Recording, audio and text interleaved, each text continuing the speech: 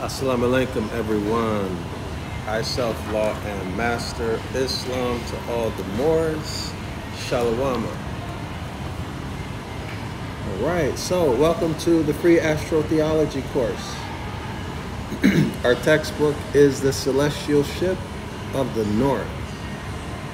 The author is E. Valentina Straighton. All right, y'all, this book was published in 1927. And this book has the real, or let me not say real, it has the original, the ancient Zodiac projection. The current Zodiac that everybody knows right now was ushered in with the dynastic pharaohs, who are suspected as being giants or hybrids. Now, I correlate that with Yakub, the Neanderthal, the Han Umans. Now, that's who I correlated with. If y'all know me, you know why. If you haven't seen my work, then you don't know why. But I'm not going to go into that now. But the point is that the first dynastic pharaoh, as I've said over on Zion Law School YouTube channel, brought in the worship of the sun, Ra. Okay, Ra, the worship of the deity, Ra, R-A. Transitioned or shifted from living life, not according to religion and religious doctrine, no, but according to nature and natural law principles and science, the observation, not the worship of the stars. Y'all heard? So the dynastic pharaohs only began, if you believe the story, about 6,000 years ago, somewhere around 4,000-ish BCE plus 2,000 years allegedly of Christianity. All the rest of the history, all the history that there is,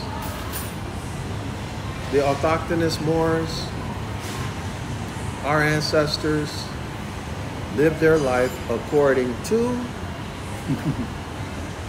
the North and South Pole Zodiac projection. And here, y'all, this book was extremely hard for me to find. It comes in 2 volumes. I haven't been able to find the second volume. The price to buy this book, these 2 volumes, is around 1,500 US dollars. All right, so approximately 1,500 Federal Reserve notes. But I found it. I have it. So let's get into it. So y'all know we have to look at the table of contents. We have to go over everything, so be patient because we're putting this in the record, in the public record. This is the restoration of our culture. All right, so when Drew Ali said, go back to that state of mind of your ancient foremothers and forefathers, this is what he was talking about. This is that ancient state of mind. All right, this is the current Zodiac projection, the solar or ecliptical Zodiac projection. Like I said, it's only about 6,000 years old. That matches up with the Bible, right? That matches up with the Bible. And doesn't the scripture say they sought to change times and seasons? And literally, they did. They began calculating time based upon the sun, sun, and the equinoctial points. Whereas our ancient ancestors During the circumpolar zodiac projection, circumpolar, right, circle around, circumference, polar, poles, north and south pole, the constellations, right? Calculated time based upon those constellations in the polar regions and the moon. So they did seek to change times and seasons. But now we found them out. They thought we would never ever know, and here it is.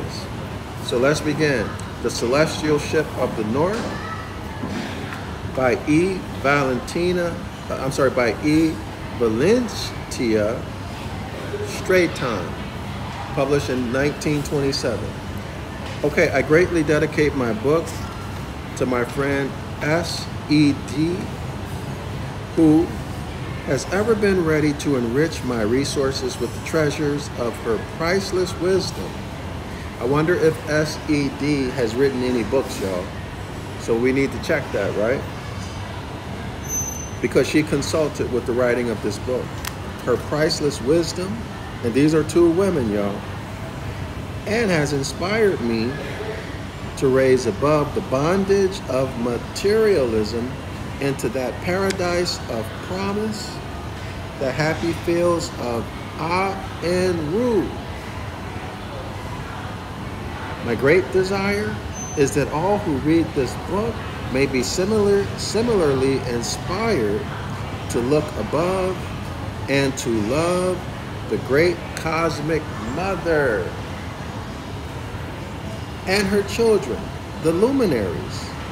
So the great cosmic mother has children or offspring, and these are the luminaries, the stately planets and the brilliant stars.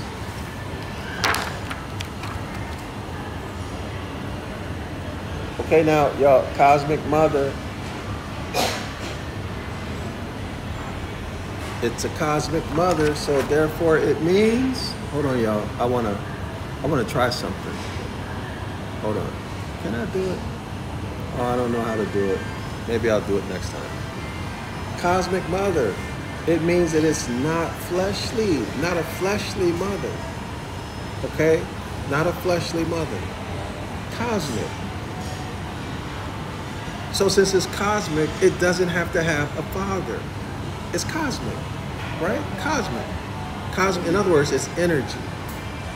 Y'all see it? Doesn't have to have a daddy, a fleshly mother and a fleshly father. No, no, no. But y'all gonna see that as we go. So let's continue. But it is cosmic, okay? Take a look at the contents, table of contents.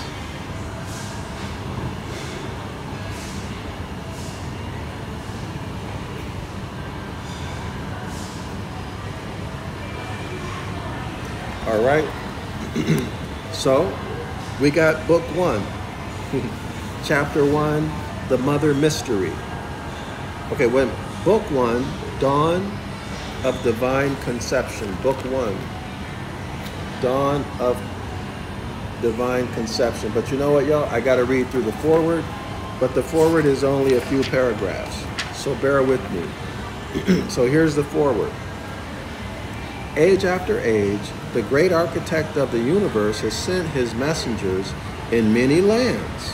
So this sounds like they're talking about Christ figures, Messiah figures, like JC, the Christ figure, Krishna, Buddha, all right?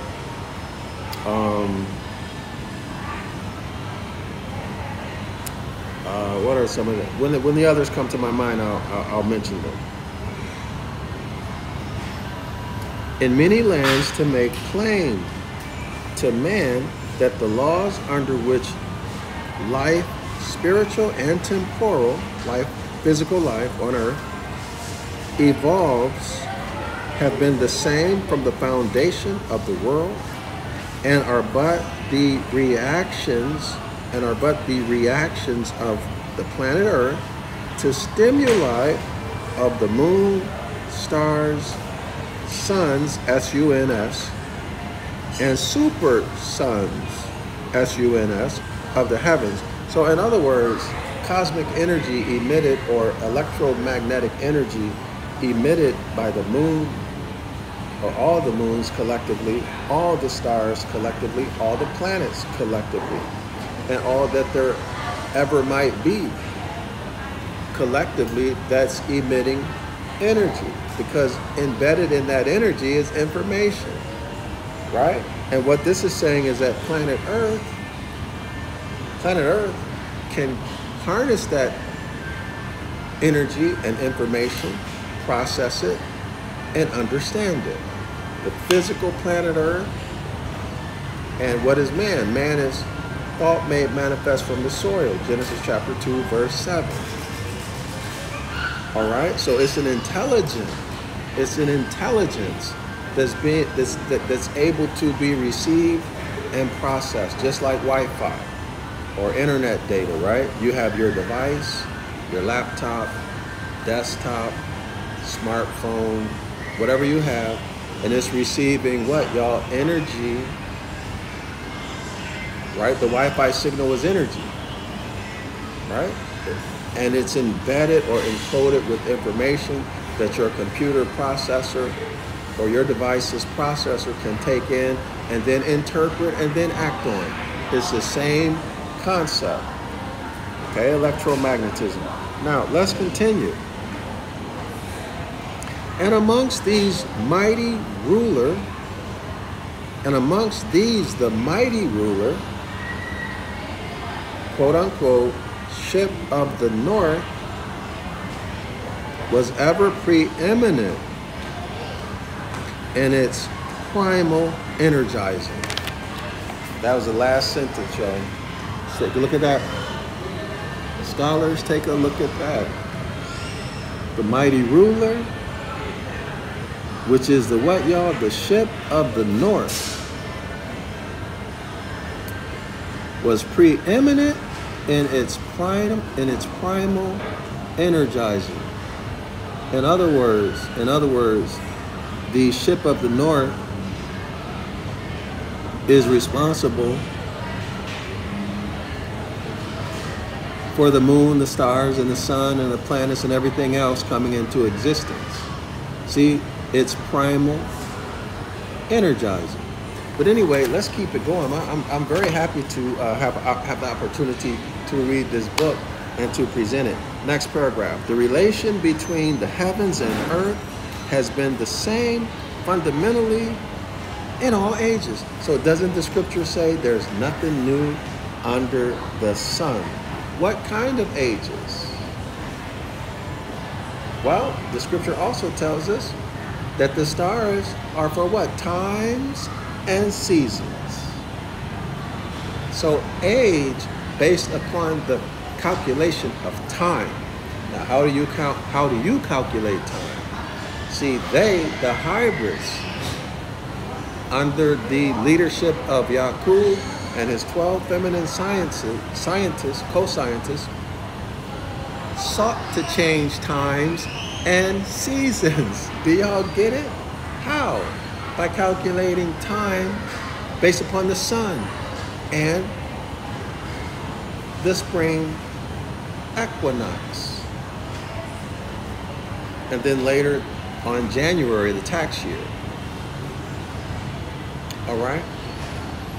They changed it based upon the sun sun, and even had the nerve to institute the worship of the sun sun. Now, I watched a video, I think the YouTube channel is called Divergent or something like that. Y'all Google search it.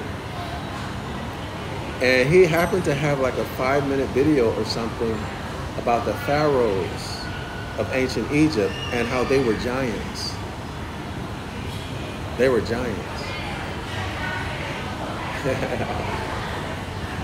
In other words, they would have been hybrid. They would have been hybrids. All, if not most, okay? But it's my position that they're the product of the Yaqubian animalistic experimentations that you can read about in C.M. Bay's work, Clock of Destiny, chapter 1 and 2. Okay? Also, the Zodiac Constitution by C.M. Bay.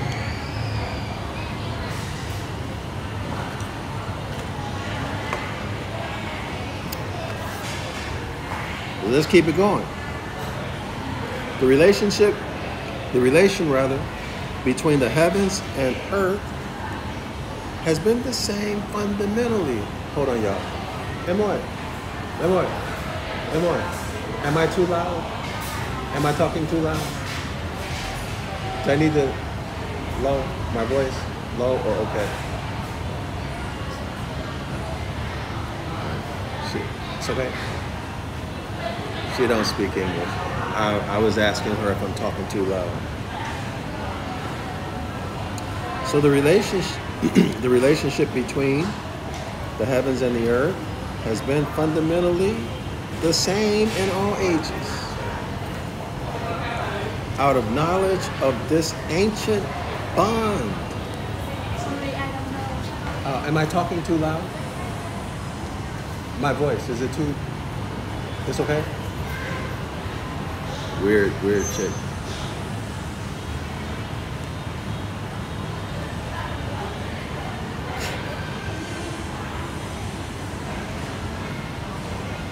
Out of knowledge of this ancient bond has been born the only true religion, or quote unquote binding back to causation. Binding back to causation. If I'm correct, if my memory serves me correctly, the denotative meaning of religion is to bind back. It says to bind back to causation. So what is causation? So you'll hear the creationists talk about the first cause, and then there's a big bang, and and all what do you call them? The evolutionists, and then the ones who mix evolution and creation. I don't remember what to call them. Intelligent design. So they'll say that there was a first cause. But what is that first cause, y'all? Well, let's put it like this. There never was a beginning. There never was a beginning, and there could never ever be a beginning. It is an impossibility. It's illogical on its face. And the only reason why you believe it is because it was taught to you in school. It's a scientific doctrine. All you have to do is think logically. Can you ever get something from nothing? The answer is no. Can you ever get something from something? The answer is yes. So something is the natural state. And what's that something, y'all? Intelligence, awareness, consciousness, imagination. Y'all see it? So the first cause, or these causes, it says a first cause. If there's a first cause, there's a second, and a third, and a fourth, and a fifth, and a sixth, and a what, y'all? And a seventh, the magic number 7. In other words, the 7 Hermetic Principles, the 7 Hermetic Laws, the 7 Hermetic Causes. The first cause is the cause, or the law, that principle, that law, that the other 6 Hermetic laws come from, which is mind. The universe exists in the mind of the all. And the mind is non-local. Your mind does not exist inside of your brain. That's been proven scientifically. The mind is non-local. The mind is non-local. It's not in your flesh and in your fleshly body. It's not in your brain.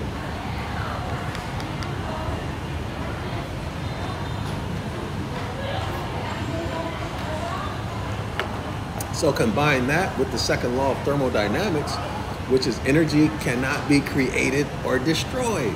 So that means that energy always was, always will be, and is all that there is. Energy cannot be created or destroyed, but it's here. That means what, y'all? There was never a beginning, and there will be no end. There exists and always have existed consciousness, awareness, intelligence, imagination. All right? So the universe exists in the mind of the all. And from the all, from the mind comes what, y'all? The second Hermetic law, the third Hermetic law, the fourth Hermetic law, the fifth Hermetic law, the sixth Hermetic law, and that's a total of 7, counting the all itself. All right, the first Hermetic law is again the all, the mind, the universe exists in the mind of the all. So mind and thought is a function of the mind. Imagination is a function of the mind. Consciousness is mind. Y'all see it? Will is a function of the mind. Okay, y'all? Now, let's keep going. So, again, out of knowledge of this ancient bond, what bond? The relationship between the heavens, the celestial bodies, and planet Earth.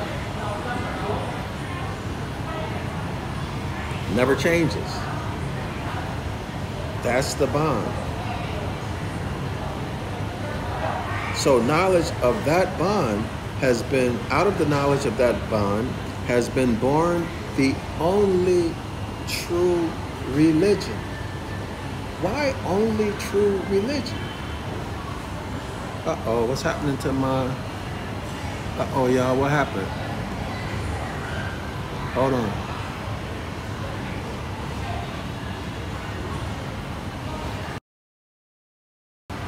My screen went blank. Why is it the only true religion? So out of this knowledge has been born the only true religion, or binding back to causation, binding back to mind, the Hermetic laws. All is mind. The universe exists in the mind of the all. Binding back to mind. And what is man? Man is thought made manifest from the soil, and thought is a function of the mind. So binding back to what, y'all? Binding back to self in harmony with yourself, harmonic with the universe, knowing that you are what? You are all consciousness, all awareness, all imagination, all creativity, all divinity. Man, know thyself. Right? Man, know thyself.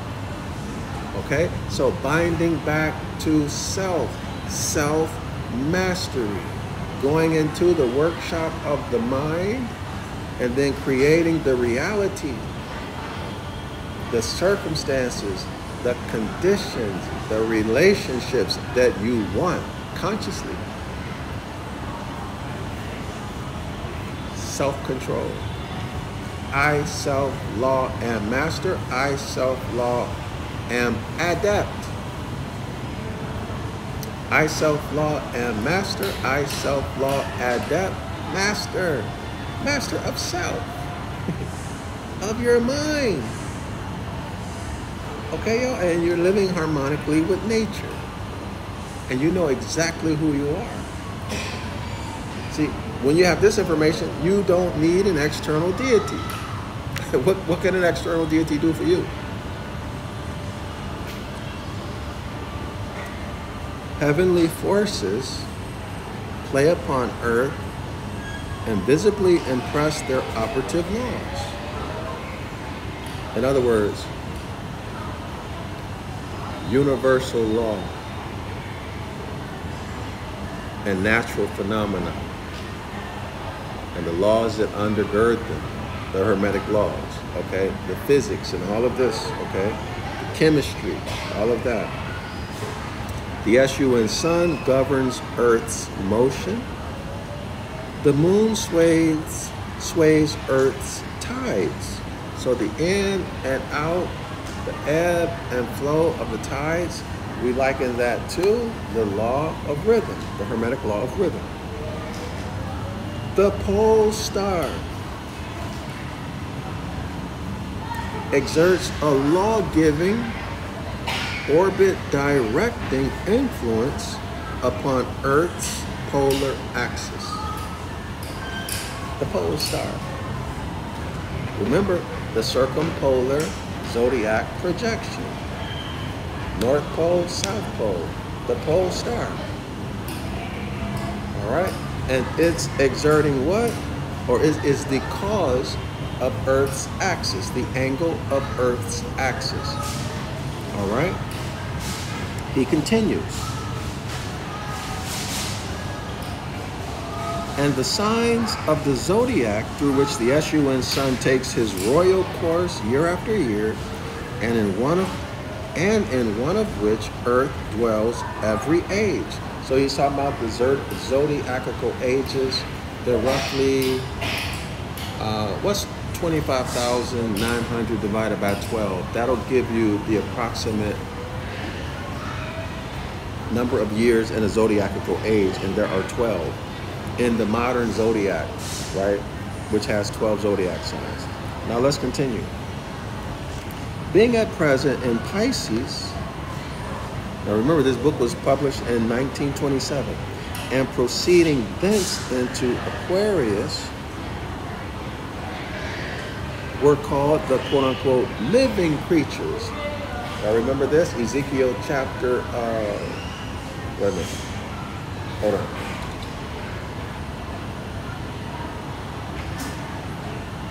Ezekiel chapter 1, is it 1 verse 7 through 9, something like that, yo?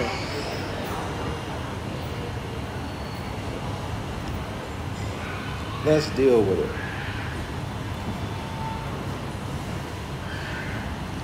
Let me pull the image up.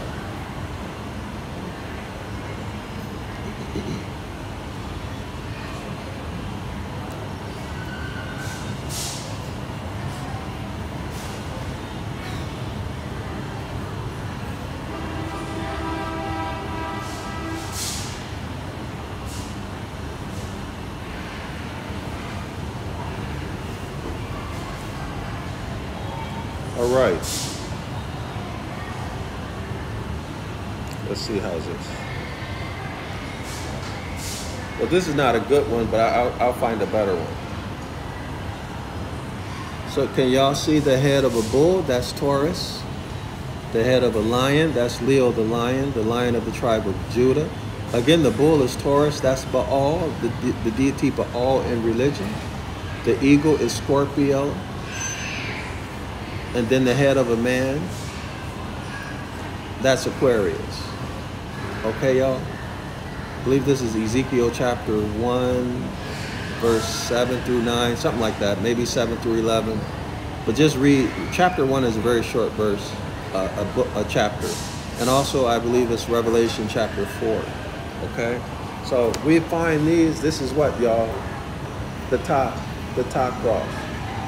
So we have the bull over here, Taurus over here, Leo the lion over here, and then the eagle here, and then of course Aquarius here.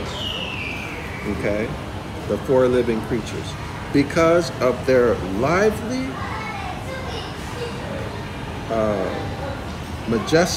magisterial, that means service, right? Modification of forces. So these are cardinal points. Cardinal points, okay? Let me see if I can find that for you.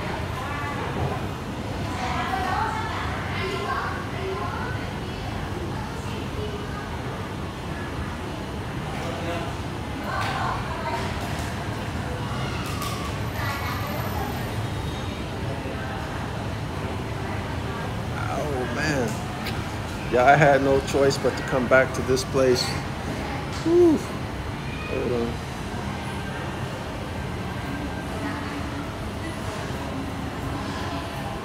Give me 1 second.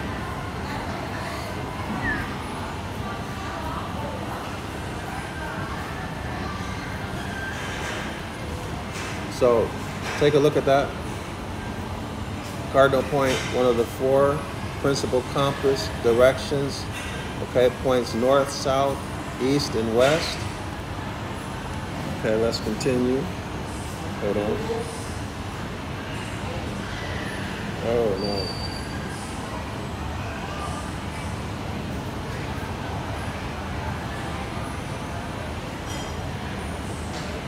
So it also has astrological meaning.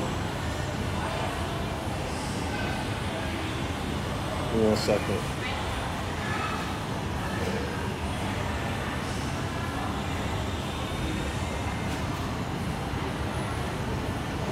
Hold on.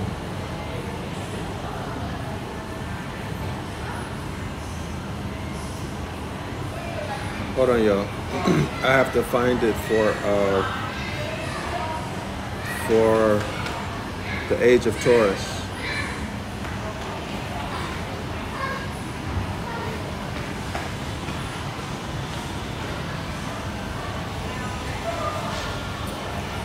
One second. Ah, they don't have it. Hold on.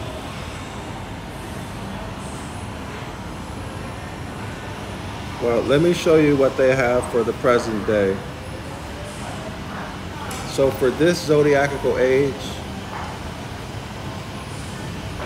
here's what they're showing as the cardinal points for Pisces.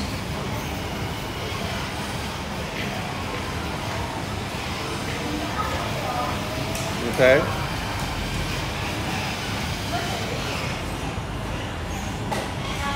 So let me see if I can find it for what I want to show y'all.